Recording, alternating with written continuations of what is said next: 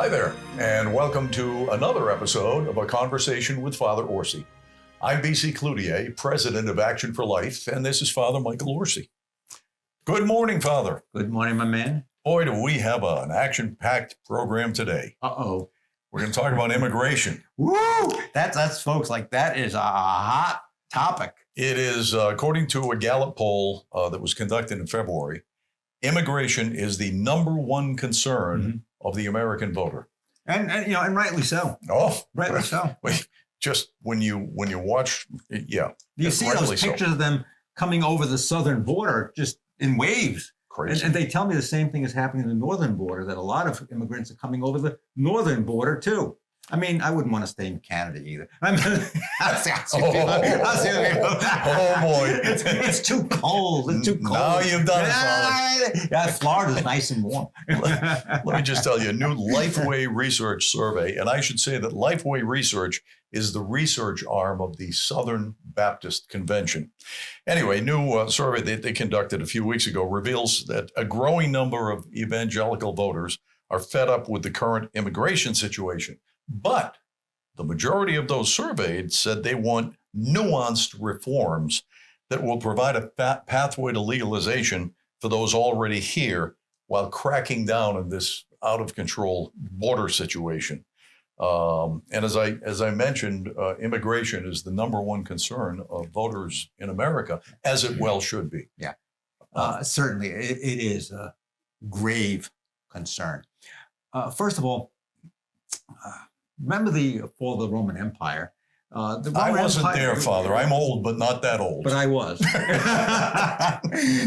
Rome fell because of invasions from the barbarians coming in from the north. And all of a sudden you have the Roman society becoming more and more diluted, right, and losing its identity. And also what began to happen too was they couldn't conscript enough people for the military. And so they began to take barbarians into the military. And so you didn't have that great sense of love for Rome and for Roman values. This all sounds very familiar. Does it? History repeats itself. Folks, you have to read history. If you, Santana, the great philosopher Santana said, if you don't know your history, you're bound to repeat it. Yeah. And this is what's happening to our country. The culture is being diluted. All right. So people might not be able to see that, but I think it's obvious it is happening. All right. Loyalty to the country, devotion to the principles of America, love of the flag, all of those things are endangered. When I say flag, I just don't mean a piece of material. I mean for what America stands for. Okay. Well, the fact that we don't say make the Pledge of Allegiance in school anymore. Yeah. I mean, that's crazy. Yeah. So, of course, we have to be worried about the culture, and law is downhill from culture. And of course, then laws begin to be enacted that are contrary to what America stands for. And we can see that in numerous ways where there are kind of a watering down of virtue. Watering down of virtue. Now, let me just go a step further. Very practically speaking, if you have an inundated with illegal immigrants, undocumented aliens, newcomers, whatever the term is these days. The politicians like to play games with words, and they think they're going to get away with something by playing games with words. Folks, be smart. Listen to what they're saying. What is being passed on. And first of all, people coming in from different countries with different cultures, different values, they're coming in here sometimes people who don't like America. All right. We have coming over the border, not just, you say, well, these are poor people and they're looking for a better way of life. Look, I could understand that if your family is being persecuted and starved and you say, I got to do something about this. But it also leaves the border open to cultures that are very different and do not like America. So you have people coming in from the Middle East, you have people coming in from China, you have people coming in from everywhere, different value system, different purposes for being here. They're also coming in here with a number of diseases. I mean, there's an outbreak of measles all over again. Even here in Florida, we have people coming in here that are bringing diseases with them. They have very little education in their own countries. It is harmful to our infrastructure. How do we take care of these people if we have no infrastructure, schools, hospitals, to take care of these people? And once they get here, where do they go? Are they living in boxes on the streets? Or even worse than that, are they being abused? And that means, are they being taken advantage of by certain industries? What about the sex trade? What about that? Using women and children. Children. Yeah. And they have these coyotes bringing these people over from these countries who kind of know every angle that there is. And these coyotes are making money off of this and tell the people what to say when they get here. I'm being persecuted in my country. Let me give you a snarky remark about that. If these people are being persecuted and they are desperate for asylum, why is it they show up with a smartphone and they're 100 pounds overweight if they're being persecuted? They're scamming the system. Yeah. And the coyotes know that. They're charging them. They're not coming here for free. The coyotes are charging them to business. And so, again, common sense. Right. We should. I thought that the former President Trump's idea, what was it, Title 42? Or am I confused? Yeah, 42. 42. Let them stay in Mexico. We'll review the case, and then we will determine whether or not that individual really deserves asylum, right, can justify a demand for asylum. Otherwise, get in line with everybody else. Right. People trying to come in here legally, and these people are just jumping, literally, right over the fence or charging. Now they're charging. And no respect for law, the Border Patrol, nothing. But they are hurting the people who are using the proper channels to try to attempt to get, right, a work permit, a green card, citizenship, whatever it is. And it's unfair to those people. We don't even know where these people are going. They get into the country and they say, well, you have a court date in 2035. Well, they could have a court date next week. They don't show up anyway, and there are no consequences. We don't know where they are. We don't know where they are. We don't even know who they are. A lot of them are at the Waldorf Astoria at the expense of New York City. Well, New York City just gave them some credit cards. $500 a month, isn't it? Not bad. Yeah. I mean, it's good work if you can get it. I think it's $500 per person. So if you have a family with you, you can make some money. It's terrible because New York City declared themselves a sanctuary city. This is one of the dumbest things I've ever heard in my whole life, a sanctuary city. And now Mayor Adams says, I don't want to be a sanctuary city anymore. Well, what are you doing with all these people there? Right. And why didn't they solve the homeless problem before they had all of this burden of illegal immigrants? It's a shame. They could have taken all the homeless people and put them in the hotels and given them $500 a month, whatever the number is. So they ignored it until Governor Greg Abbott decided to start shipping people to New York and Denver and other sanctuary cities. And then it became a crisis. And of course, it's not of their doing. Right. It's all because of that nasty governor in Texas. Oh, please. Texas has put up with this aggravation, as has Florida, Arizona, et cetera, California, for a long, long time. And they finally decided that they would have to do something about it. And they were, in my mind, they were justified. And people say, oh, they spent billions of dollars. Well, they were going to spend billions of dollars housing them anyway. Right. So it was easier to spend billions of dollars to send them up to the cities that, are sanctuary cities and that wanted to protect these people. Well, hey, as my mother used to say, you better be careful what you wish for because you may get it. And they sure got it. And so now there's great regret in many of these sanctuary city locations. The good news is, I think politically, Mayor Adams most certainly has gotten religion. All of a sudden, he's not nearly as excited about illegal immigration as he was. Oh, yeah, he wants out. And I would hope that some of the other mayors of big cities are seeing this the same way. But, the state governments have to say, we're not going to tolerate this either. London Breed, who's to the left of AOC, Mm-hmm. decided that her citizens had enough in San Francisco. And I mean, we are seeing the pendulum swing back. Yeah, the problem, BC, is this. What do we do with these people that are here? I mean, just like, let's just make believe we're going to build the wall. We'll put the wall up and that's it. Well, we're dealing with, at this point, millions. All right? They're here. What do we do with them? That's a problem. And it's a problem because they can work off the books and not pay taxes, and therefore they can use our infrastructure without contributing to our infrastructure. Exactly. I had a friend of mine, an immigration attorney in New York City. And he told me, well, he's making money hand over fist. But he says to me, the immigrants that are coming in to him are paying him cash. They have jobs off the books. And he's making a fortune because they're paying in cash. And they're not contributing to society. Exactly. Yeah, no taxes. And you know what? If they came in legally, they would be, and they would happily pay taxes because they want to be in America. Right. These people, I do think there are some subversives who are coming here under the guise of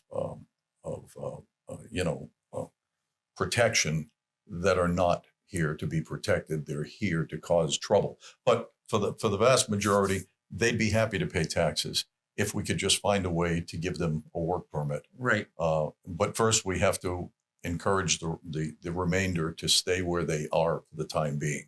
Yeah, this can't continue. You know, with these people who are already here, we have certain politicians that are saying, we're going to send them all back. Let me tell you something, folks. Ain't gonna happen. It ain't gonna happen. Like Father O is like a realist. I'm a realist. And the fact of the matter is, how are you going to round up millions of people? Where are you going to ship them to? Right. How are you going to ship them? All right. And the other problem is, a lot of them are going to have babies when they're here. And then the babies automatically become American citizens. And what do is say, well, you could leave your baby here, but you have to go back. Then what do we do? So this is a very, very, very, very, very, very serious situation. And the solution is not that simple either. Some people say, well, you should change the law that just because a person is born here, they become a citizen. It goes back to the 14th Amendment, how the 14th Amendment was read. It pertained to the former slaves, that they were citizens. Right. But, you know, when you have a law that has been recognized for over 100 years, you're not going to change. You're not going to change it. You know more about law than I do, but I think that would require a constitutional amendment, wouldn't it, to change the viewpoint? I think what you would have to have is the Supreme Court to review it and say, what was the original meaning? And then they would have to change and say, well, this is what the law states. An originalist would say, this is the original context. A textualist will say, well, this is the exact wording. And then the court would have to say, it does no longer apply to a citizen, somebody becoming a citizen just because they were born here. But your point is well taken. If their children are American citizens, they get special consideration. Sure they do. To stay here because their kids are American citizens. So, I think that the most egregious of all the immigration issues that we have are not finding a path to citizenship for the dreamers. Yeah. These are kids that came over not because they wanted to. Right. They came over with their parents who were seeking a better life. And now they're here and they're in limbo. Right. They're contributing to society. Many of them are well educated and they're 20s employed. and 30s. They went to American school. They're American. Yeah, can't, folks. Culturally, they're American. They're American. You're going to send these people back and say, hey, you're not American. You're here since you're 1 year old. Now you're 35 years old. Right. You've been American educated. You have positions in society, doctors and lawyers and workers. A lot of them don't speak the native tongue. They're Americans. They don't. So, folks, you get these politicians saying we're going to send them all back. You tell them Father Orsi is going to use a technical term. Baloney. Baloney. It's not going to happen. It ain't going to happen. But, you got to build a wall. I still think you got to build a wall and stop it. Yes. Get control over this thing. Yes. Yeah. I agree wholeheartedly. I think that wall was, I don't care what people say, the wall was and is effective. I don't see a lot of people crawling over the wall. They're coming in other areas where there is no wall. Right. By the way, did you see that Nicaragua is building a wall? Oh, they're building a wall. They want people to leave? No, they want to keep people away, right? And so they're really they're building a wall. That's something that I don't know why anyone would have fought the Trump administration, particularly since it can be argued that Barack Obama spent more on the Obamacare website than would be required to complete the wall. Do you recall the Obamacare website? They spent what it was $6 billion. It kept crashing. Yeah, and it was a piece of garbage. Yeah. Still is, by the way. Well, every time you leave something to Big Daddy government, it is a disaster. You're better off with the private sector, not government, because everything government does, it balloons in cost over the years. It doesn't stop. Yep. Well, these people in Washington, you know how I feel, Father. There's 535 people in the game, and the game is rigged. So the Republicans are as guilty as the Democrats in not accomplishing something. The Republicans are like, folks, I'm sorry, they're like a big mess too. You know, they're all resigning all of a sudden. I mean, you know, you get the majority and you're hanging by a thread, and then somebody gets mad. I'm going home. I'm going home. I'm going home. And then they fight with each other. And I mean, Democrats stick together. Republicans, they're always fighting with each other. They're going to blow the majority. Divide and conquer, right? Yeah. And the Democrats have done a great job of dividing and conquering the Republican Party. Yeah. So that nothing gets accomplished. No. And you know, they got rid of a speaker, McCarthy. Then they get a new speaker, Johnson. Now they're mad at Johnson. I mean, come on, you know. Well, they're mad at him because he made some deals with the Democrats, but he got things done. Got it done. When you're in politics, you got to negotiate. You got to get the best deal you can get. I mean, we all want everything our own way, 100%. It doesn't work that way, especially in politics. It doesn't work that way. Yep. We'll be back.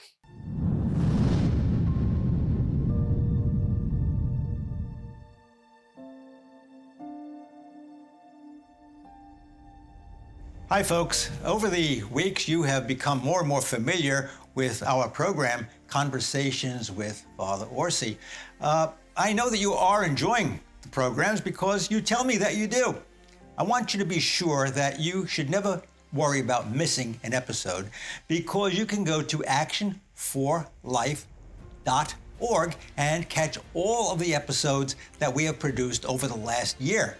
Now, also, extra added bonus, you can listen, watch my homilies, my weekly homilies about the Sunday readings. That's also on actionforlife.org. Lastly, both of these adventures, conversations and the homilies, they cost money. And I'm going to have to ask you if you can help us out because so many of you tell me how much you enjoy the program. Some people tell me our Sunday wouldn't be the same. We record the program, we watch them during the week. This is an expensive enterprise, and we think it's an important way to get out the gospel message and to talk about those issues of the day that are important to us as Christians. So please go to your website, actionforlife.org. There is a button you can click for donations, and please be generous to us to keep this show on the air. Your Sundays will not be the same without it. Ladies and gentlemen, you've always heard about Abraham Lincoln saying that America is the last best hope of the world.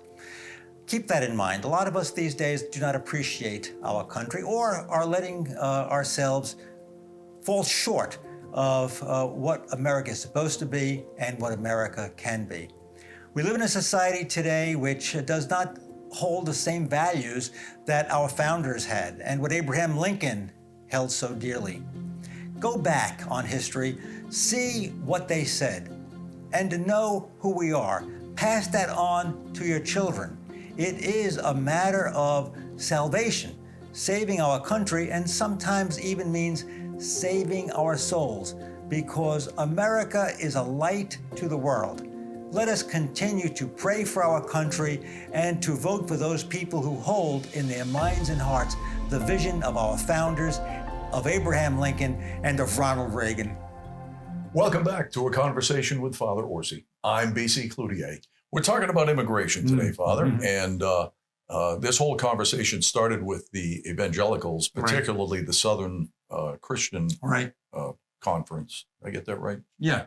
Southern Baptist Conference. Right. But I think it's true of many Christian sects that immigration is problematic and we want it fixed.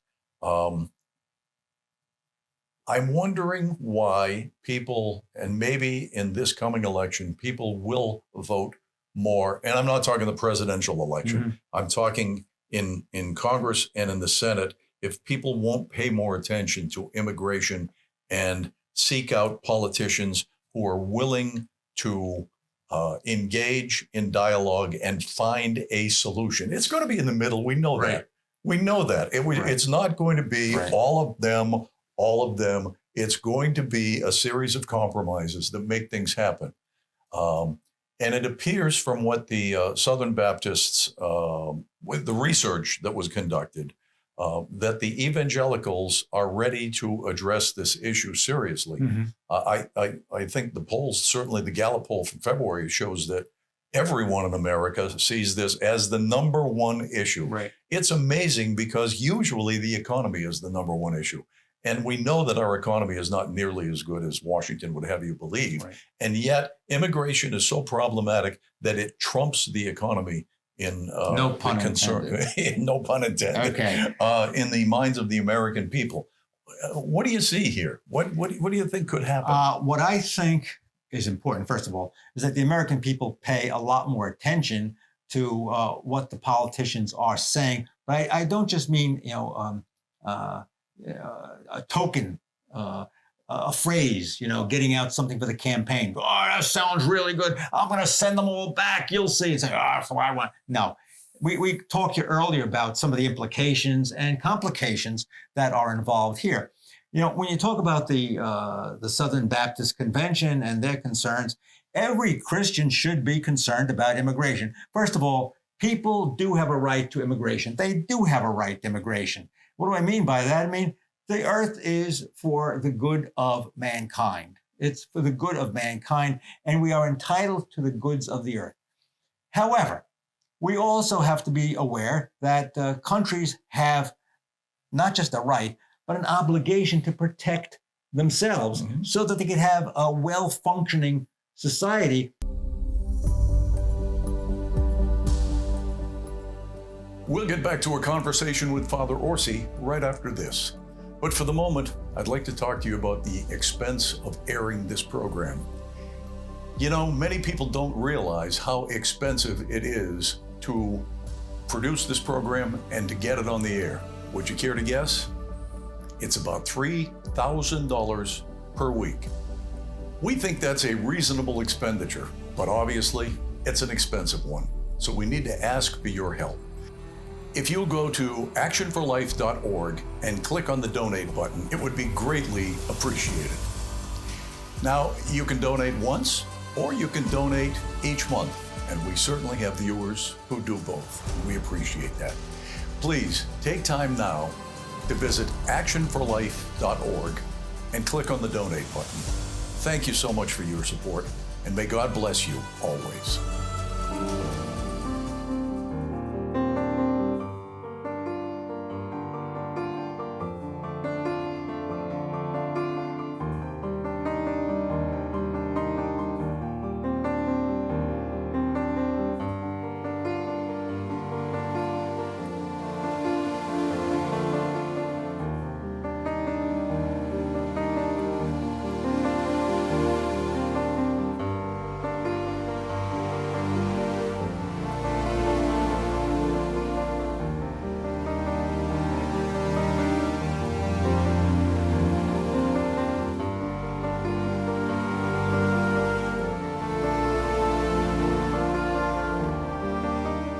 And, so it just can't be slogans. It has to be well thought out as to what are we going to do?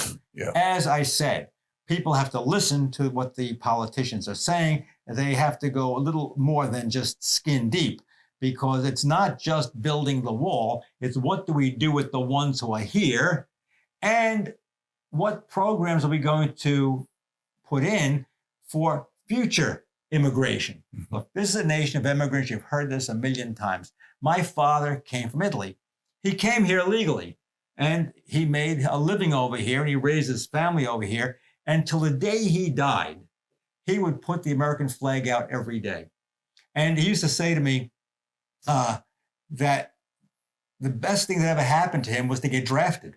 He served in the army, and he was only here about 5 years, could barely speak the language, but he loved America. He wanted to be here. He loved America. And he said this country gave him everything. This country gave everything. That's the kind of immigrant that we want, that they want to be American, that they love what America stands for, that they do want to serve over here. They do want to raise their families over here. And let's get the politicians to say, yeah, what about these folks that have proven themselves already to be good citizens, whether they're legal or not? Let's find a program to make them legal and make sure that they are taken care of and not living under a shadow of afraid every time somebody knocks at the door, it's immigration services. I think we should offer a certain number of people who can be vetted and pass a background check. If they will serve in our military and serve honorably, we'll give them a green card or citizenship, as the case may be. I don't know which one. But the point is, we can fix it and make you legal if you want to dedicate a certain amount of your time to serving America. Right. Seems simple. We don't have enough people in the military. We've got all these people that would love to be Americans. Well, we put them together. That solves part of the problem. I don't know, Yeah, there was a time when if somebody did serve in the military, I don't know if it's still the case, where they would automatically become citizens. That's what my father was so crazy about the military. He loved it. I don't think that's true anymore. They get a green card, but I don't think they get a green card now. I'm pretty sure that's true. But if somebody's, let's face it, BC, if somebody's born here and they're 20 years old, they're all American already. That's right. I mean, come on. I mean, what are we kidding each other? You're going to see all your friends and wave to them goodbye. You're getting deported. Look at the country of France, right? And I'm not suggesting that all the Muslims in France are there illegally, but they have changed the fabric of French society because they're taking over the society and they're making demands. Now, again, incendiary, people are going to say, oh, you're against all of the. That's not the case. I'm making a point that there's a certain ethnic group that chose to go to France, and now France is not the country that it once was. Right. And we're in danger of that in America, I believe. Yeah, well, look what's happened even in I think called the banlieue in France, where there are certain neighborhoods that are taken over by Muslim populations, and they are a law unto themselves. Not even the gendarme will go in there, right? Because it's so dangerous. They're running their own Sharia law. Yeah, their own courts, their own legal system. So, we have to do something about it, and Christianity demands that we do something about it. I think we have to pray very hard, Father, and hope that we get the right people in Washington to address this issue.